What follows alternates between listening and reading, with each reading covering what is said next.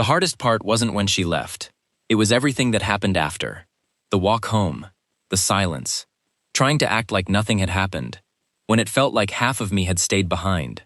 For me, it wasn't a fight. I think that's what caught me off guard the most. Part of me expected shouting. At least shouting feels alive. Instead, she was calm, almost gentle. I remember standing there thinking, if she's this calm, she's probably been gone for a while. I just hadn't noticed. Then I walked outside. And that was the strangest part. The street looked exactly the same. Same cars, same people, same traffic. Someone was laughing across the road, and I remember thinking, how is everyone just carrying on? Something huge had just happened. At least it felt huge to me. But the whole world kept moving like nothing had changed. I held it together all the way home. Walked through the front door, said I was fine. Went upstairs, closed my bedroom door. Then a song came on. Not even a sad song, just one we'd listened to together a few times. 3 minutes. That's all it took. I completely fell apart. The kind of crying you're almost embarrassed about, even when nobody's there to see it. For a long time, I looked back at that night and thought, that's proof I was weak. It took me years to realize that wasn't proof of weakness. It was proof that I'd loved someone enough to lose them. People don't break like that over things that never mattered. The part I actually got wrong came after. I didn't tell anyone. Not my parents, not my friends, nobody.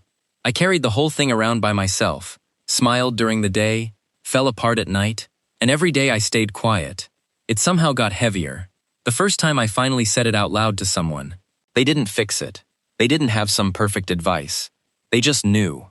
And somehow, that was enough to make it hurt a little less. Nobody told me that carrying it alone wasn't strength. It was just a slower way of bleeding. Here's something I only figured out much later. There's a difference between feeling your pain and handing it to everyone else. Nobody ever explained where that line was. The first week after it ended, I think everyone could tell. I wasn't trying to make it obvious. I just couldn't hide it. It was in my face. The way I walked, the way I answered people. Looking back, part of me was probably hoping she'd somehow hear about it. That someone would tell her I wasn't okay. That maybe it would matter. It didn't. The only thing that happened was that people who couldn't actually help me got a front row seat to the worst version of me. So I started doing something that felt strange at first. When I was around people I didn't really trust, I stopped trying to explain my pain with my face. Not because I wasn't hurting, because not everyone had earned the right to see that part of me. I wasn't pretending to be fine. I wasn't trying to look tough. I was just trying to leave the house without making my heart break my entire identity. Then I'd get home, call the friend I actually trusted, or sit with my dad, or close my bedroom door and let myself fall apart there instead. That's the part nobody explained. Those weren't two different versions of me. They were both real. One was private, one was public. And I got to choose who met each one. Looking back, that choice protected me more than pretending nothing hurt ever could. It wasn't about getting her back. It wasn't about looking strong.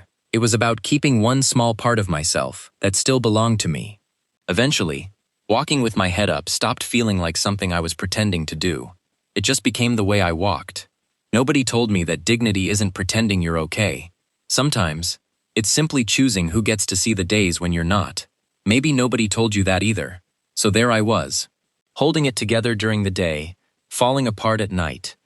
And somewhere in the middle of all that, I started taking care of myself. I'll be honest, it wasn't for the right reason. Not at first. I got a better haircut. Not my usual just make it short. An actual haircut. I signed up for the gym. Started paying attention to what I wore. And if I'm telling the whole truth, there was one person I hoped would notice. Her. I had this quiet little fantasy. Months later, she'd see me somewhere and think, I made a mistake. I think most people have that thought. They just don't usually admit it. The strange part is, that idea got me moving. But it couldn't keep me moving. Because as long as everything I was doing was for her, she was still deciding who I became. Every workout, every new shirt, every glance in the mirror, they all secretly belonged to someone who wasn't even there anymore. Then something happened that I didn't notice until after it had already happened. One afternoon, I finished a workout, looked at myself in the mirror, and realized I hadn't thought about her once. Not before, not during, not after. For the first time, I was there because I wanted to be. That was the day everything changed. The haircut wasn't a message anymore. The gym wasn't revenge. None of it was about proving someone wrong. It was about finally doing something right for myself. Looking back, the breakup didn't magically turn me into someone who cared about himself. It just exposed how little I had been caring before. Not just my hair, not just my body. Me. I'd spent years treating myself like the one person in my life who wasn't worth the effort. That hurt a lot more to admit than the breakup ever did. Nobody told me that taking care of yourself only starts working when you become the reason you're doing it. Maybe nobody told you that either. I keep trying to remember the day it stopped hurting. I can't. And that's the part I wish someone had told me. You think healing is going to feel like a moment. Like you'll wake up one morning and suddenly know, I'm over it.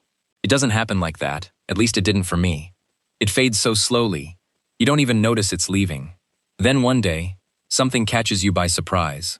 For me, it was a song. The one that completely broke me that first night. It came on while I was driving.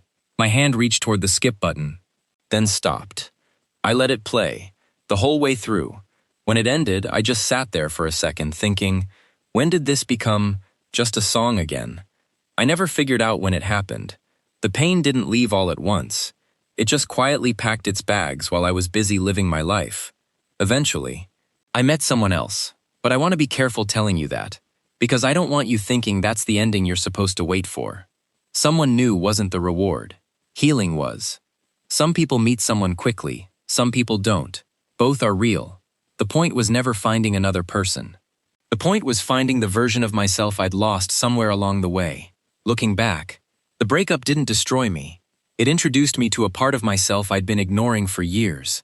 The guy who cried over a 3-minute song slowly became someone who took care of himself, whether anyone was there to notice or not. And that's the strange part. The worst thing that had ever happened to me ended up becoming the day I finally stopped abandoning myself. Nobody told me those two things could be the same day. Maybe nobody told you that either. That's why this channel exists. To talk about the things nobody told us.